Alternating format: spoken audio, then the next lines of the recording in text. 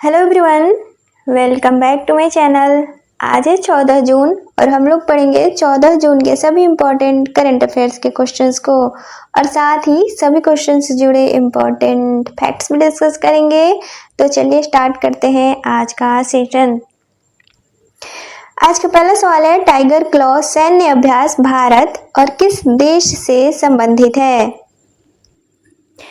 तो tiger claw Bharat और America की वायुसेनाओं के विशेष बलों के बीच संयुक्त सैन्य अभ्यास टाइगर क्लॉ का हाल ही में समापन हुआ है।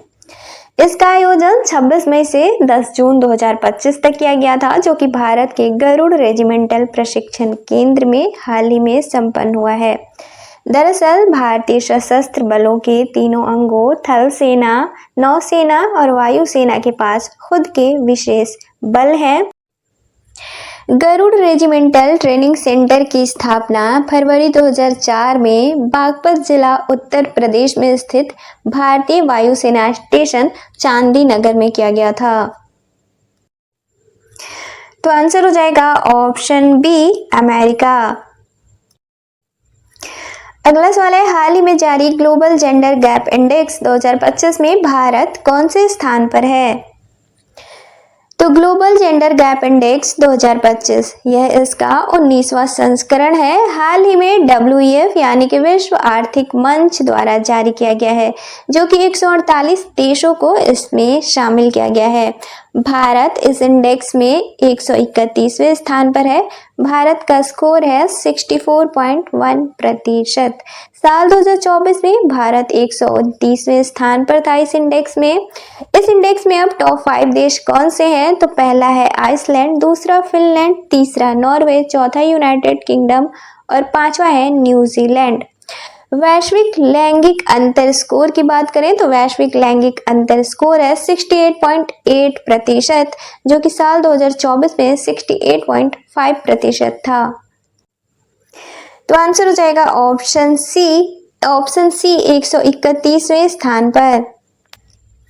अब ग्लोबल जेंडर गैप इंडेक्स, तो इसकी शुरुआत साल 2006 में की गई थी और यह हर साल WEF यानी कि विश्व आर्थिक मंच वर्ल्ड इकोनॉमिक फोरम द्वारा जारी किया जाता है।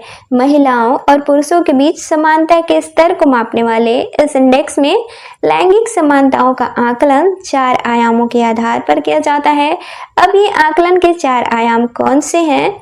तो पहला है आर्थिक भागीदारी और अवसर, दूसरा है शैक्षिक प्राप्ति, तीसरा है स्वास्थ्य एवं जीवन रक्षा, चौथा है राजनीतिक सशक्तिकरण। अगला सवाल है, India explore 5000 years of history नामक पुस्तक किसके द्वारा लिखी गई है? तो आंसर हो जाएगा ऑप्शन ए, ऑड्रे ट्रुस्के। अब कुछ और इम्पोर्टेंट बुक्स, तो the chief minister and the spy Amarjit Singh Dulat द्वारा लिखी गई है। जनता की कहानी मेरी आत्मकथा बंडारू दत्तात्रेय द्वारा लिखी गई है।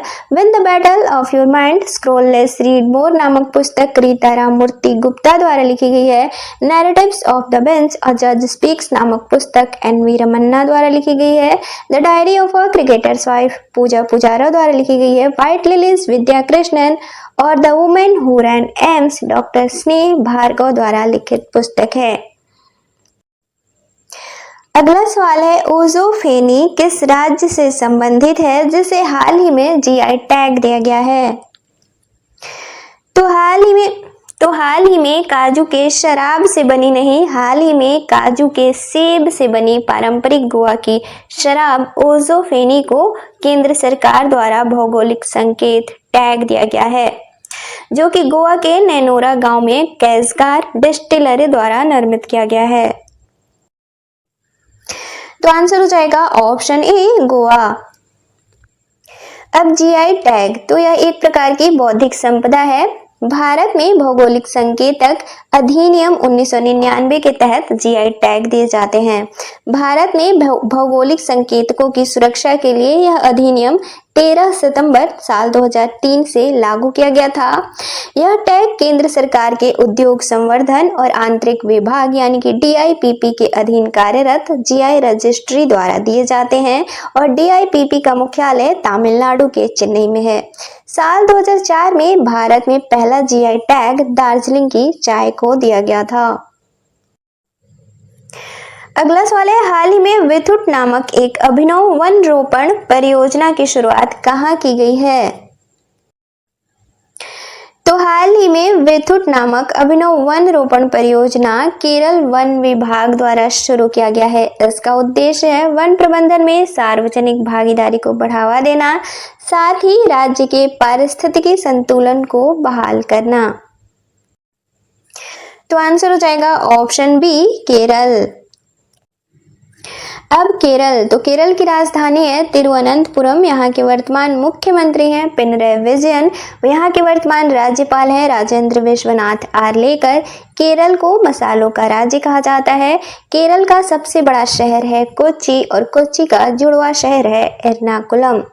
हाल ही में दुनिया की सबसे तेज मौसम चेतावनी प्रणालियों में से एक कवचम राज्य में लॉन्च किया गया है और हाल ही में देश में वरिष्ठ नागरिक आयोग स्थापित करने वाला केरल पहला राज्य बना है। देश के पहले ट्रांसशिपमेंट हब और गहरे पानी वाला कंटेनर टर्मिनल विझंजम का उद्घाटन प्रधानमंत्री द्वारा किया गया है। अगला सवाल है, हाल ही में भारत की नई तेंदुआ राजधानी कौन बना है? तो हाल ही में बेंगलुरु भारत की नई तेंदुआ राजधानी बना है। दरअसल हाल ही में कैमरा ट्रैप सर्वेक्षण रिपोर्ट के अनुसार बेंगलुरु में 80 से 85 जंगली तेंदुए पाए गए हैं। यह सर्वेक्षण होलमट्टी नेचर फाउंडेशन द्वारा किया गया। मुंबई में वर्तमान में 54 तेंदुए रह गए हैं। सर्वेक्षण में तेंदुओं के अलावा 34 स्तनधारी प्रजातियां भी कैप्चर किए गए, जो कि इसमें से 4 IUCN रेड लिस्ट में संकटग्रस्त और 4 निकट संकटग्रस्त की श्रेणी में है। भारत में वन्यजीव संरक्षण अधिनियम 1972 की अनुसूची वन के तहत तेंदुए संरक्षित किए गए हैं, जो कि इसे कानूनी सुरक्षा प्रदान करते हैं। IUCN द्वारा तेंदुओं को असुरक्षित यानी कि वल्नरेबल श्रेणी में रखा गया है। तो आंसर हो जाएगा ऑप्शन बी, बैंगलोर। अब कुछ और क्वेश्चंस को वन लाइनर के तौर पर देखेंगे। तो निर्मला सीतारमण की अध्यक्षता में 29वीं वित्तीय स्थिरता और विकास परिषद यानी कि FSDC की वार्षिक बैठक का आयोजन कहाँ किया गया है? तो मुंबई में। भारत का पहला अंडर वाटर म्यूजियम किस राज्य में बनाया जाएगा? तो महाराष्ट्र में। संयुक्त अरब अमीरात में आयोजित IIHF महिला एशिया कप 2025 में भारत ने कौन सा पदक जीता है? तो कांस्य पदक। सिप्ला हेल्थ का ब्रांड एम्बेसडर हाल ही में किसे नियुक्त किया गया है? तो नीना गुप्ता को। सांस्कृतिक योगदान के लिए रसिया के दोस्तोवस्की स्टार पुरस्कार से किसे सम्मानित किया गया है? तो जावेद अख्तर को। विजय रूपानी किस राज्य के मुख्यमंत्री थे जिनका हाल ही में निधन हो गया है? तो गुजरात के। 78वें लोकार्नो फिल्म फेस्टिवल में मानद तेंदुआ पुरस्कार से किसे सम्मानित किया गया है? तो अलेक्जेंडर पायने को। अगला है, हाल ही में प्रियंका गोस्वामी ने ऑस्ट्रेलियाई रेस वॉकिंग चैंपियनशिप में कौन सा पदक जीता है? तो स्वर्ण पदक। अगला है, सीमा पर्यटन इस पहल की शुरुआत किस राज्य में की गई है? तो आंसर हो जाएगा हिमाचल प्रदेश। अब कल के क्वेश्चंस का रिवीजन करेंगे। तो कल का पहला सवाल था विश्व बाल श्रम निषेध दिवस कब मनाया जाता है? तो इसका राइट आंसर था ऑप्शन डी, 12 जून। अगला सवाल था संयुक्त राष्ट्र महासभा द्वारा किस वर्ष को अंतरराष्ट्रीय महिला कृषक वर्ष घोषित किया गया है? तो इसका राइट आंसर था ऑप्शन बी, 2026। अगला सवाल था हाल ही में अंतरराष्ट्रीय क्रिकेट से संन्यास लेने वाले निकोलस पूरन किस देश से संबंधित हैं? तो इसका राइट आंसर था ऑप्शन सी, वेस्ट इंडीज। अगला सवाल था राष्ट्रीय ई विधान एप्लीकेशन में शामिल होने वाला पुडुचेरी भारत का कौन सा विधानमंडल बना है? तो इसका राइट आंसर था ऑप्शन डी, 29वां। अगला सवाल था आपदा जोखिम न्यूनीकरण के लिए किसे हाल ही में संयुक्त राष्ट्र सासाकावा पुरस्कार 2025 से सम्मानित किया गया है? तो इसका राइट आंसर था ऑप्शन डी, मृत्युंजय महापात्रा। अगला सवाल था प्रजाला काठे न आत्मकथा नामक पुस्तक किसके द्वारा लिखी गई है? तो इसका राइट आंसर था ऑप्शन ए, बंडारू दत्तात्रेय। अगला सवाल था हाल ही में 16वें वित्त आयोग में अंशकालिक सदस्य के रूप में किसे शामिल किया गया है? तो इसका राइट आंसर था ऑप्शन ए, टी रविशंकर। और कल का क्वेश्चन नंबर 4 था जो पीछे रह गया है, इसे नहीं कर पाए हैं तो इसे अब करते हैं। हाल ही में अंतर्राष्ट्रीय लोकतंत्र और चुनाव सहायता संस्थान अंतर्राष्ट्रीय सम्मेलन का आयोजन कहाँ किया गया है? तो इसका राइट आंसर था ऑप्शन बी, स्टॉकहोम।